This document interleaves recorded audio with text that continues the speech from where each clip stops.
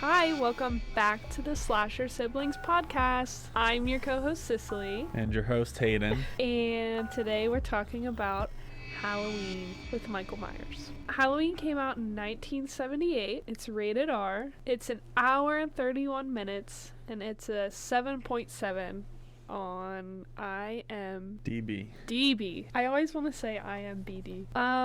This is one of my favorite movies ever, so I'm very excited. I have my Michael shirt on, and I have Michael here with us. He's next to Jack. If you don't know what it's about, 15 years after murdering his sister on Halloween night in 1963, Michael Myers escapes from a mental hospital and returns to the small town of Haddonfield, Illinois, to kill again. All right. So, do you want to start it off since it's your favorite Halloween movie? Well, in my opinion, so there's a lot of Halloween movies, obviously. Obviously. This is one of my favorite. This is one that I always go back to. It's not very long. I think an hour and a half is not not long, but for 70s, it's pretty long. And obviously, Jamie Lee Curtis. Of course. We love her. This was her rise to fame. It was. And I really love her. I think she was casted perfectly for the part. This is the movie that made Jamie Lee Curtis a scream queen. Yes, I think she is the queen of Halloween. It's true. Yeah, I respect her a lot. I don't know. I really like the whole aesthetic of it, and I really like, I don't know, it's just, I don't even know what I'm saying. Well, I've seen the movie about 300 times. That's probably pretty accurate. Yeah. Go ahead, what do you have? Well, I have that we immediately get the famous song right in the beginning of the movie. I think when I looked at the timestamp, it was like 4 seconds into the movie. Immediately, really? that famous song. Everyone knows the Michael Myers song. Everyone. Oh, yeah. And I liked how immediately that song was present. It wasn't like a build up to the song. Yeah. It's just immediately, it's like, this song is going to be in your dreams forever. When you hear this, you're going to think of Michael Myers. Yes, this is the song. This is it. I also like that I have written just Lil Pumpkin. Lil Pumpkin. Like that pumpkin right in the beginning. Uh-huh. I just like the image of the little pumpkin playing with the song behind it and everything. And Jamie Lee Curtis is the Scream Queen in this movie. This is her rise to that popularity. Start out the Scream Queen thing too. Because I can't really think, other than obviously Psycho, there isn't too many like famous women. And that movie Psycho is still about Norman Bates, not even her, but like the fight back women. Yes. She's like a spooky feminist. Yeah. Like that starts the whole, and then we get like Cindy from Scream and all kinds of other women that are fighting back, and then it becomes a popular thing that not every single person dies. Yeah. To be fair, it did get a little bit too popular to where there's people in horror movies that should die and don't.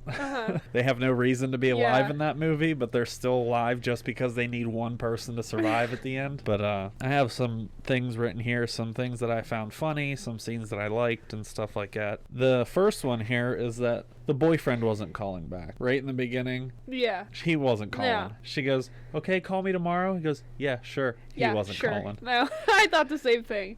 He didn't care. He didn't obviously know she was going to die within minutes of him leaving, but he wasn't calling back. No, he wasn't. I just thought that was funny.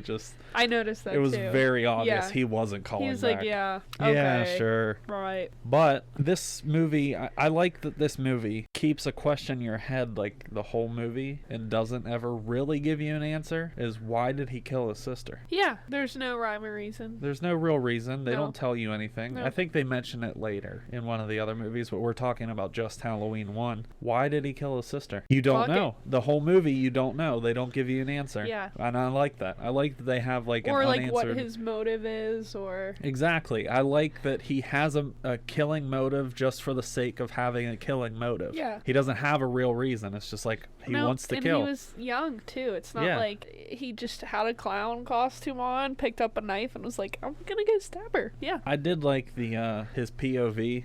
You could see through the mask and everything like that. Cool I thought that was like a cool way to film that scene and everything too. But he gets put in the mental hospital. That whole mental hospital scene, which is kind of creepy. You just see like mental patients in the yard and stuff, and then that's he steals the car. eerie. Like, how did he learn to drive too? Yeah. obviously the doctor said someone has been giving him lessons, but like who? Yeah, he went in there yeah, when he was like that, 8. I was like, Yeah, he went in like he was 8 or something. Yeah. And he escaped when he was 21. And he was driving like he's been doing this thing. Exactly. You know what I mean? So has he been? Well, no, he hasn't been leaving. But how did he learn how to drive? And he drove pretty well. Yeah, like really well. So that's another unanswered question. I like that they leave a couple not so important questions unanswered. It's a little mystery. Like if they would have had this dude start killing people for no reason, don't tell us anything about him, just had him kill a bunch of people, I don't really like that. But they gave us a backstory, they told us who he was, and then he started killing people. But they didn't tell us why he did it. That's okay. I like that. I like that little bit of mystery there. But once he escapes and everything, you see the glimpses of his jumpsuit. And everyone knows the jumpsuit. Everyone knows the mask and everything. But, like, you see just the collar of his suit, right? And that's kind of like a cool imagery. Yeah. You just see him lurking in the shadows. Or, as they were calling him in the movie, technically, the Shape. He wasn't Michael Myers, technically, until after the first Halloween movie. He was dubbed the Shape. He was also the Boogeyman. The Boogeyman too, yeah, exactly. Yeah, so they have a bunch of different names to call him for him, yeah. But popularity and the community started calling him just Michael Myers. And that was plain flat out. I like the Boogeyman. I like that. The Boogeyman's cool. The Shape is also cool. Yeah, the Shape. It's very simple and it's very like eerie. Fuck, here comes the Shape. Here's the Shape. Like yeah. What? I'm out of here. I also like the quick glimpses of the mask you can see, because you don't see the mask full on until a little bit later in the movie, but you see like his chin or like a little bit of his hair, or you don't see his mask like full on for a while. And I like seeing the camera from the back seat of the car he's driving more so than from his point of view, because since he's driving that mental hospital car, it kind of, to me, the way, I don't know if this was intended or not, but when I see that camera in the back of the car instead of looking through Michael's mask, I feel like that's what he feels like. He's still trapped in the, you know what I mean? He's trapped back there. He's like behind the cage looking around, even though he's driving. It kind of seems like it's in the way he's looking at this girl rather than what he's actually supposed to be. That first sight of Michael too, from behind the bush. Hedge, yeah, and that's freaky. Walking and that happens to you, like what do you do? Yeah, they just kept walking. That's a really good way to like introduce a character who's supposed to be creepy. Yep. Just spend the entire movie hiding him and then all of a sudden break him out. behind a bush. Behind a bush, Here he is. Here he is. Hi. That's a really cool way to look at him too. You just like accidentally see him while you're walking with your friend, and then she looks back and her friend looks and he's just gone. Yep. And you didn't see him go anywhere because you could see through the hedges. You would have saw him walk away. So I think that's really eerie, and it's a good way to get like into the. You're like, oh, okay. You're the name of the Shape rather than like, oh, this is a dude in a mask. I love all the different places that he shows up.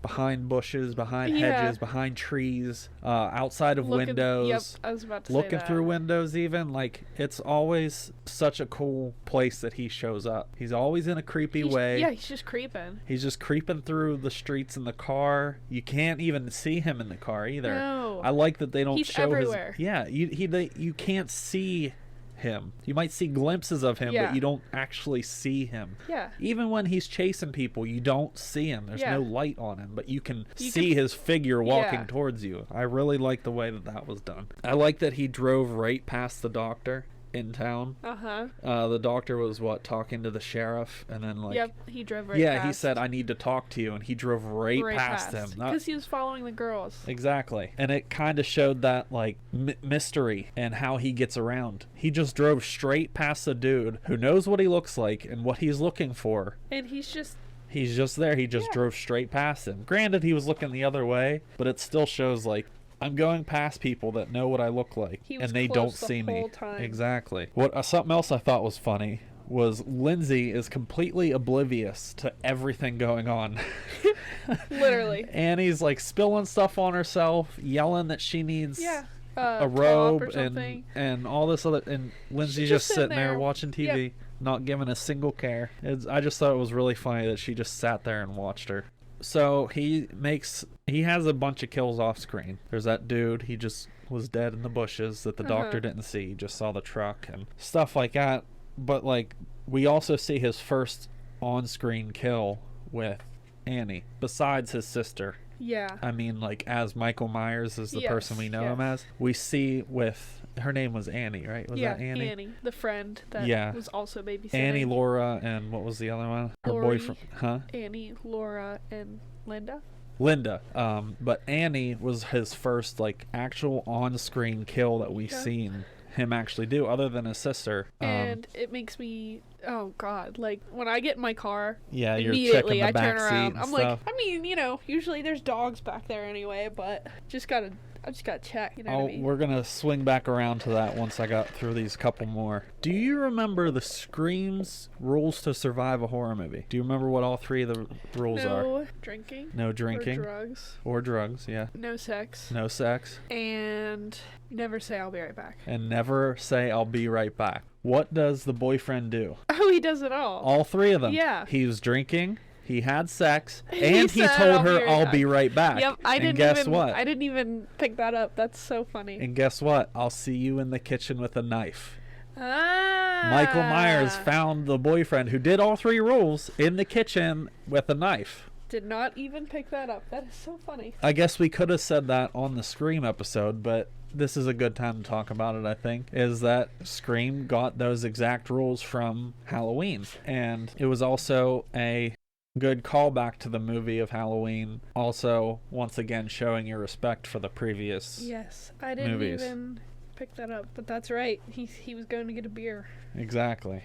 Never came back. Michael comes from the shadow. So after Laura finds... Lori. Finds... you keep saying Laura. I don't know why. It's okay. She finds her Annie with the...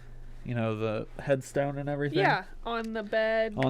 That's she freaky. goes out into the hallway and she's leaning on the wall, and Michael's mask just comes out of the door frame. Yeah. The shadow. I really, really, really like how that looks, because the way it looks on screen is that he's just silently everywhere, just appearing out of shadows the whole time. And you never truly know where he is at any given time, period. And I can just say a trivia for that one right now. What they actually did to accomplish that was they had the actor who was Michael Myers. I can't remember his name, but he was in the first two movies and then the three new movies. But it was a different actor, like, for all the rest of them. Yeah. But what he did was he just stood still in that doorway, and they took a light that they had like a little dimmer control on, and they slowly turned it up so it looked like he was creeping out of the shadow. So they did that. That's pretty perfect. Cool.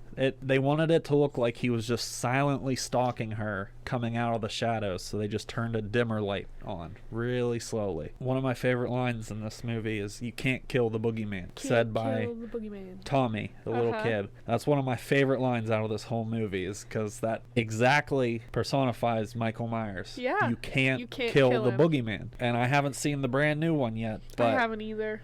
I still don't believe that he's gonna die in this one either, because you can't kill the boogeyman.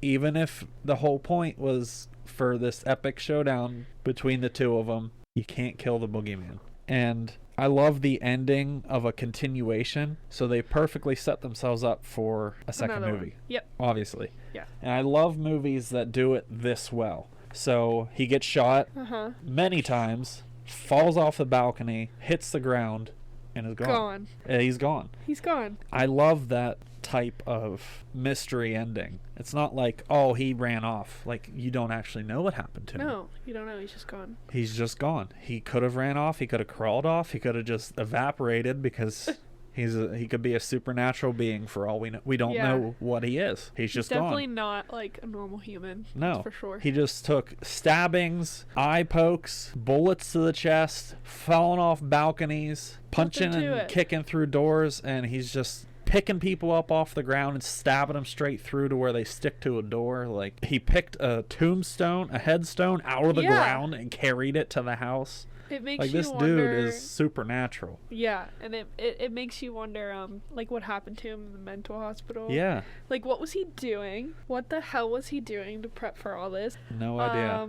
I think it's funny how, as of this movie, we have no idea. Yeah. I think it's funny how the whole movie Tommy is just telling everybody about the boogeyman, and there's the boogeyman. I see him. And nobody believes him, and then he's like, nobody believes me. I believe you, Tommy. I'm like, Tommy, you're right though. You're right. We'll swing back to what we were gonna talk. What I was gonna talk about earlier is whenever all the different people die in like pretty gruesome ways. Yeah. There's two things I want to talk about. This and another. One is like Annie is just choked right in the front seat. Bob is just stabbed straight through the chest into a door. Linda was he was pretending to be Bob, which I thought that scene was funny too. He just has the glasses on and everything. That's one of my favorite scenes when he's covered with the sheet. Yeah. With the glasses on. Yeah. Now, I think that's funny. I think there's some comedic relief with that part. Exactly. But I really like that scene. I just think it's funny how you can see him down the hallway and he just has the sheet on. Yeah. And you're like, what the hell? Yeah. You know what I mean? And the glasses make it so much more funny. That would be a great costume. Yeah, it would that would be a really easy costume. A sheet with eye holes and big glasses. That's all you need. And I don't know a lot why of people I've would never actually seen that. understand what that is. Yeah. Huh.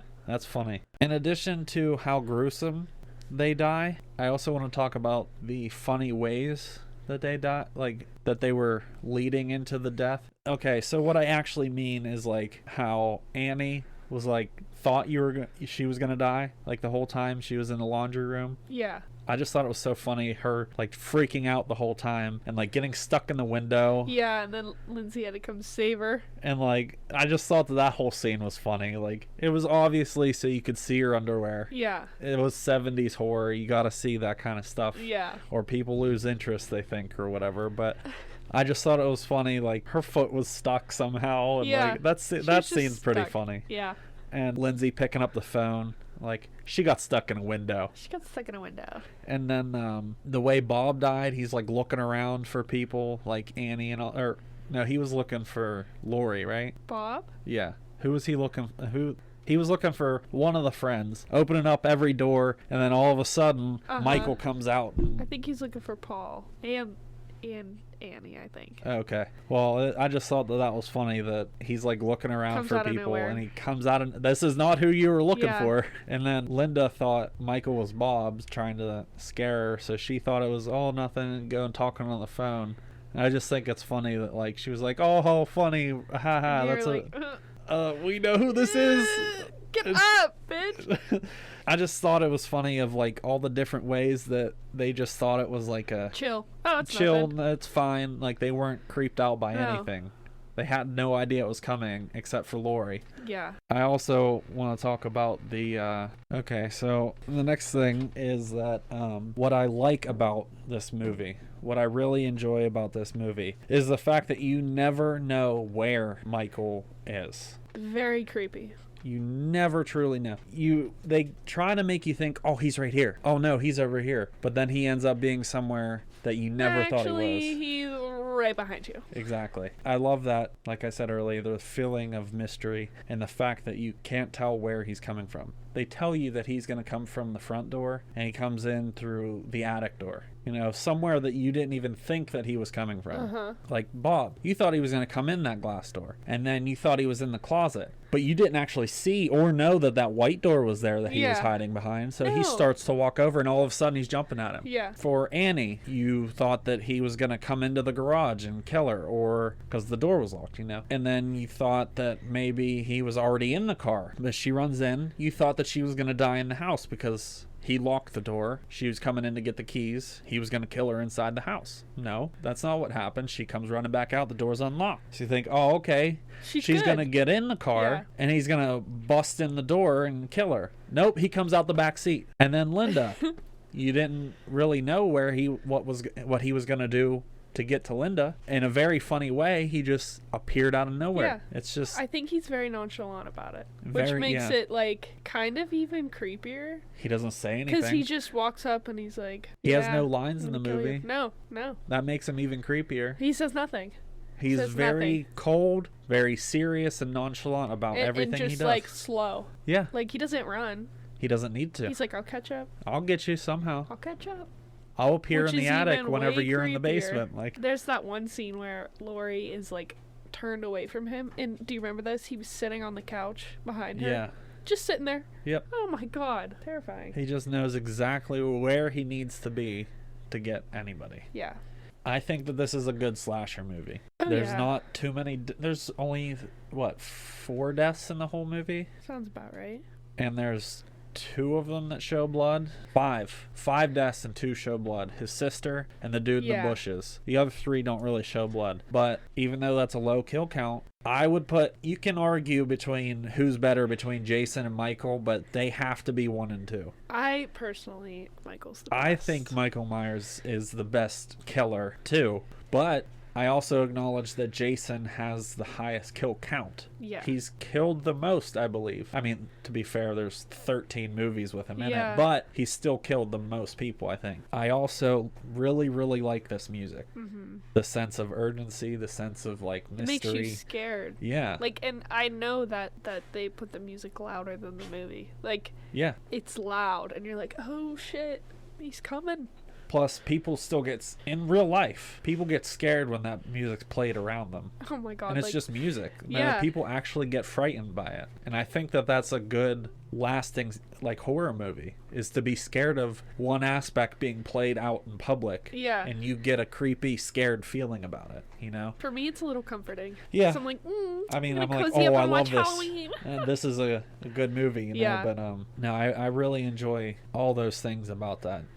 I think that this movie was very well directed. I think that 7.7's too low. Honestly. Do too. I didn't like that. I didn't. Obviously, I know you're going to give it a 10 out of 10, yeah. Obviously.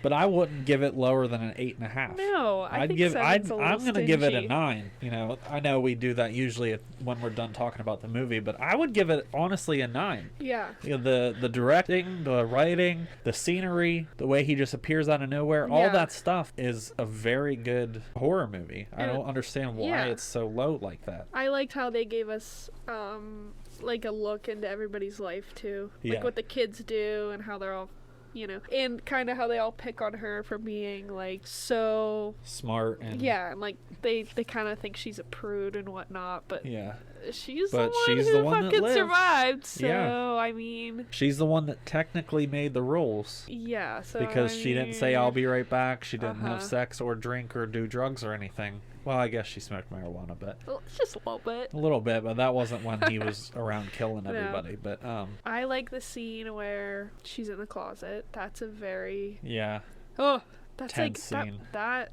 When I first watched that movie, that was a big fear of mine. I was like, if you're hiding in the closet and somebody comes in, you're fucked. Yeah, you can't pretty go much. Anywhere. Pretty much. And, she found a way, though. She did. I also like the scene where he's driving by and they yell at him and he just stops. Yeah. The first time I saw that, I was like, oh shit. He's gonna do it now. What's he gonna do? Like, he just slams on the brakes like a psychopath? I'm gonna use that in real life. someone's gonna yell at me and I'm just gonna keep driving and boop! With Michael Myers sticker on the side of your car. Yeah, so, I don't know. That Michael Myers sticker scares the shit out of Echo. Really? It's the funniest thing ever. When I first put it on my car, he got in and was like, Echo bud, it's just a sticker. It's just a sticker, buddy. He thought someone was in there. He's so silly. Yeah, I would give it a 10 out of 10. I figured, yeah. I like everything about it, the aesthetic, how it flows, the backstories. I am personally scared of being chased, so I think that's maybe why it scares, it doesn't particularly scare me anymore. Yeah. But it's why I consider it so scary is because if I was outside at night, somebody was walking at me like that with a mask and a knife and just not even running, just steady walking, I would shit my pants. Yeah, probably. He, out of all the slashers, I think is the scariest. Or most intimidating. I think he's the most intimidating one. That's true. Because he's not in a rush. He's not in a rush. Nope. All the other ones, they're cruising at you. This one, he's just like, all right, I'll get there when I get there. They'll still die either way. Like, that to me is the scariest. And the fact that he can't be killed or defeated. True. He keeps escaping. Yep. And we didn't even talk about Dr. Loomis that much, but somebody said, I remember he was talking to the sheriff in one of the scenes, and the sheriff was like, if this really is him, like, he was pissed at the doctor for letting him get away. Yeah. In my head, I was like, he can't really control Michael Myers that much, I guess. I mean, there's that scene where he's driving up to the hospital. That seems like he doesn't actually work at the hospital he was in. You know what I mean? Yeah. Because he just showed up I and think he was he like... just visits. I don't think he's there all the time. Yeah, so how is that his responsibility? I think he comes in for, like... In another Halloween movie, do you remember? They're sitting at the table together. They're doing, like, counseling sessions. Oh, yeah. So I believe... I mean, they don't show it in the first one, but I think in the other movies you see that. So I think he comes in to visit. Yeah. And he just has studied him. So... Because he was hinting at that the whole movie. Like, he's like, I know Michael Myers. He's here. He's right the whole fucking time. Nobody listened to him. That being the case, you know, how the hell is that his responsibility? Yeah, it's not. Whoever... I mean, obviously, I think Michael probably just, like, killed all the workers, probably. Probably. That's... Just, I think he let all the mental patients out, and, like... He had to have done something. Yeah, like that, because they don't... Oh, yeah, they don't explain what happens either, like how he gets out. Yeah, no. They it's don't just like, oh, he's that. out. He's out. Oh, God. Fuck. Evil's out. Yeah. Like, I don't know. I just think it's all around a really good story and a good movie, and it has some funnies in it. So it's one of my favorites. So I have a couple trivia here. Okay, hit me with it.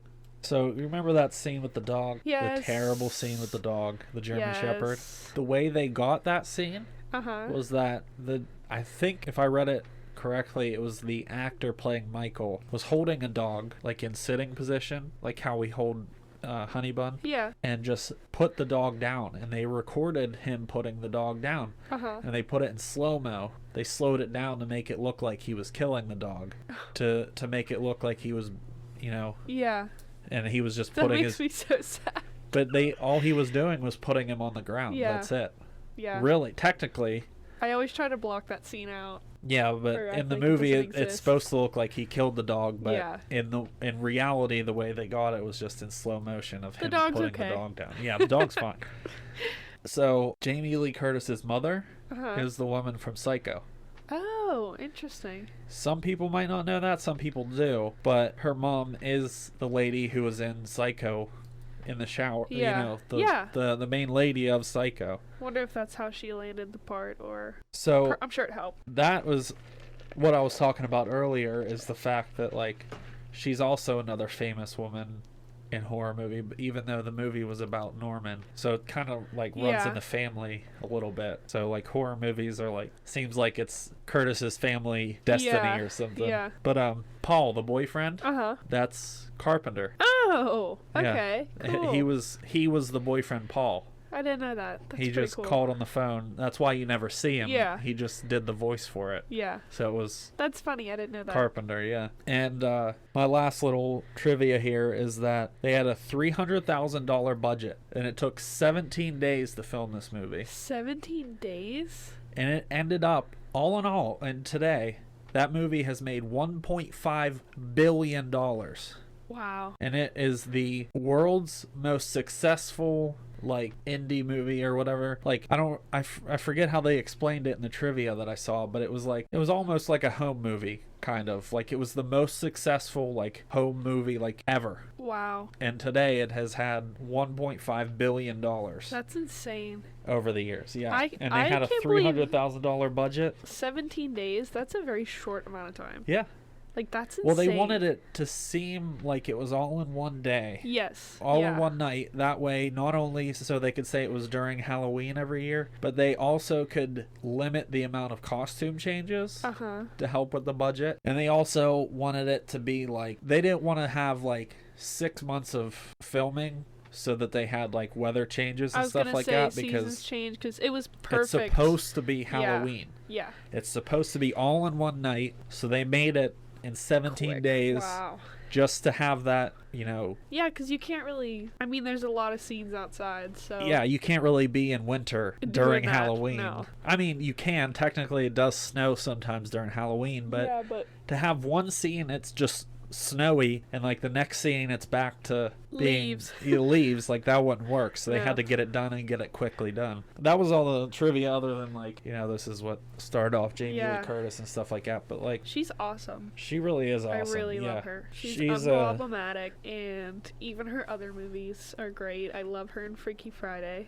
To be fair, I think that Michael Myers should have died a long time ago. There shouldn't be this many movies. Yeah, there's a ton of movies. There's way too many, I think. I feel spoiled. I also like the Rob Zombie Halloween. Yeah, that was good. I did enjoy that one. But this has to be my favorite out of all. I haven't seen any of the 3 new ones. You haven't seen any of them? No, none of them. Why? What's I don't wrong know. With you? I don't actually have a real reason why I didn't watch them. Both of them.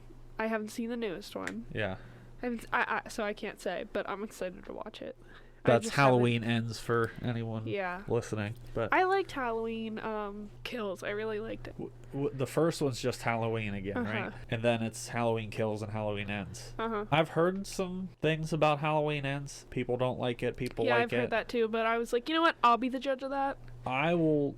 Because I'm going to watch all 3 of them together. Just because I want to see how the story fits all 3 of them. Some people don't like some of my favorite movies, and I'm like, well, screw you. The B movie is top tier. Yeah, the B movie's great. They have a B movie. They have a Barry Benson filter on Snapchat right now. What would you do if they made a movie like Winnie the Pooh, but B movie? Like horror. Oh my slasher? God. Like Barry Benson's just flying around killing people. I would love that. I would love that. No, but I would definitely give this movie easily a 9 out of 10.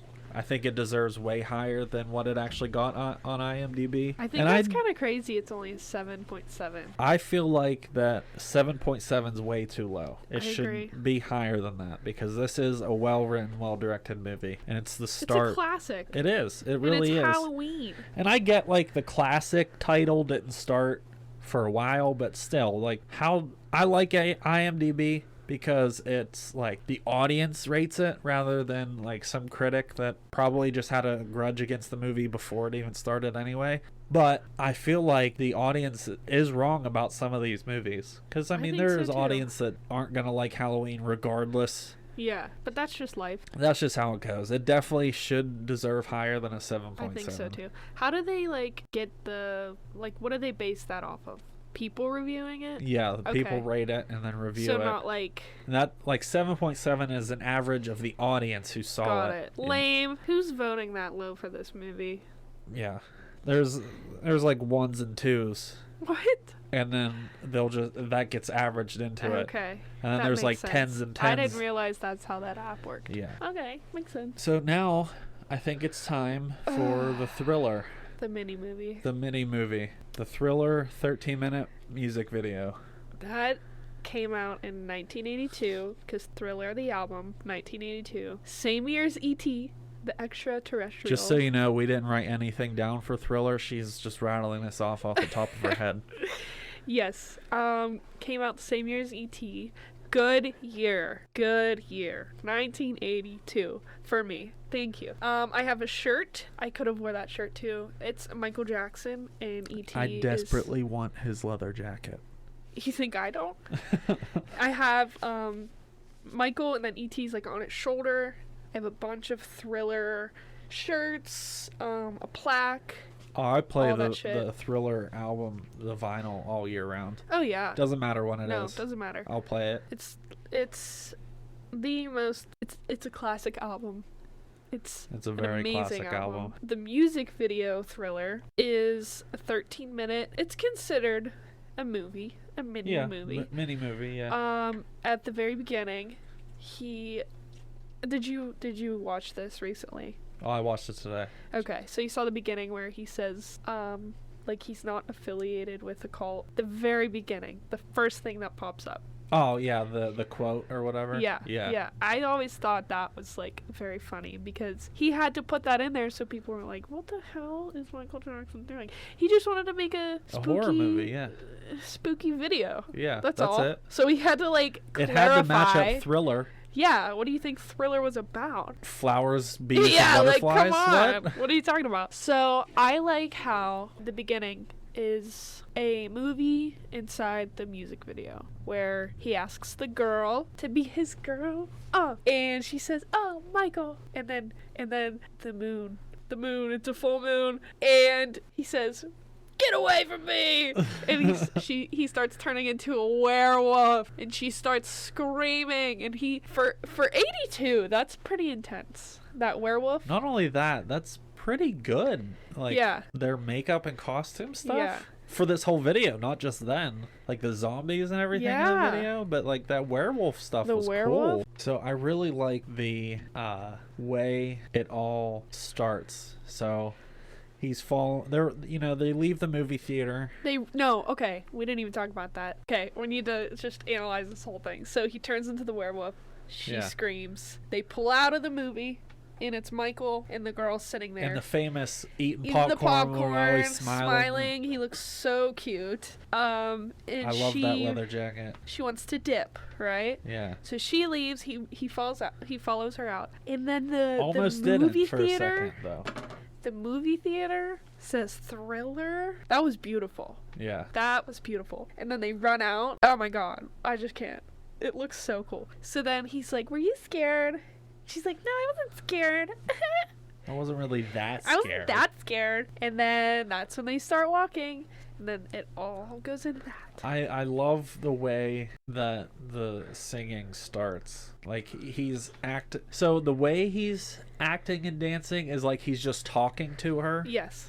But like he's in the music video at the same time. So like it's very like movie and music video at the same time. Like that has both elements. Like he's singing and dancing as the music video, but it's like a movie because they're messing around with each other and stuff. And like it really bothers me though whenever the chorus starts to pick up and I want to sing the chorus, but he goes right into the next verse. It skips the chorus. I'm like, oh, it like, what are you doing? Like I love the chorus, but it's a really cool way for a music video to pick up and make it act like a movie and everything like that. Yes, and I love when they get to the graveyard and you just see the hands pop out of the ground and you're like, what? Which is really cool also for the 80s. Yeah, however they pulled that off. Although really this cool. is Michael Jackson, so he could have just said, "Spend what you want, make me a cool video." Yeah, because I mean, he was huge by then. Oh, what I was going to say earlier that I could not remember. When they first premiered on MTV, I guess it was like a huge thing. You know what I mean? Because it was the first time they were showing it ever. Oh my god, And the first time something like that has ever been done. Though, you know how cool that is? Yeah. Like, and I'm pretty sure when MTV was MTV. Yeah, I'm pretty sure. I think Dad said he remembers when like that came out, and I was like, oh, I'm so jealous. Like, I wish I could just take a peek back in time and see how fucking cool that was. Can we talk about how this is original Michael too? Oh my god, he's so cute. This is before all of his operations and everything. I mean, he still looks pretty good. I think he looked better in the 80s. He did. But he had vitiligo, so yeah, that's true. No slander. No Michael slander. I'm not slandering him. I'm just saying he definitely he was a cutie patoot. Yeah, for sure. I loved his long black curly hair era in like his Billie iconic Jean. Yeah, I could talk all day about Billie Jean, that music video. Anyway, back to Thriller. Yeah. I think that was one of the biggest things for MTV. I didn't even look up the facts about it, but I'm sure it just fucking everyone on the planet. Everyone wanted to buy the album after that too, I'm sure. I can't even imagine how many records he sold for Thriller. Oh, it was way up there. Bad is his most selling. I think Thriller is second or third. I'm sure. Has to be, especially after that music video. Yeah. And especially after like today. Yes. Because Thriller, the song, has become a big Halloween thing. That's the Halloween song. Monster Mash is. But Thriller's another one that everyone must listen to on Halloween. You have to listen to to Thriller. Everyone listens to Thriller and Monster Mash and like actually are there other Halloween songs? I don't know. Anyway, I like the voice. Oh yeah. He's very creepy. Very creepy. Makes the song. Makes the song. Yeah, absolutely. You cannot have that. I love that deep voice. He's so creepy. Let's talk about the single greatest dance sequence of any song, dance, or music video. Oh yeah. Ever. The zombies. And that whole scene. I just love it. Everyone has tried to learn that whole entire dance. Yeah. Everyone on this planet has tried to learn it. That is I promise you that. The best. A lot of us probably weren't very successful because I can only do about a quarter of that dance. Yeah. But everyone has tried to learn it. Oh yeah. And I've everyone spent many loves nights it. watching Exactly. the music video, dancing in my bedroom. Sure. That is the single greatest dance scene ever. It's the best, and Zombie Michael is. It looks really good. Yeah. Very creepy. Like that. Makeup's good for the 80s. Oh yeah. Because there were a lot of movies that didn't have very good makeup and prosthetic work and stuff. But I guess they spent $500,000. Very worth it. $500,000. Very worth it. On a 13-minute music video. Iconic. And he probably quadrupled that.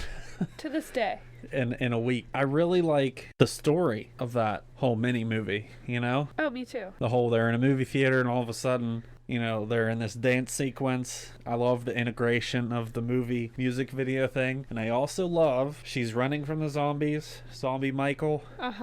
Runs into the house. Thinks like she's safe and all that stuff. And then they start busting in. Busting through the windows. And they're closing in on her. And all of a sudden, everything's fine. Michael. Real Michael Jackson.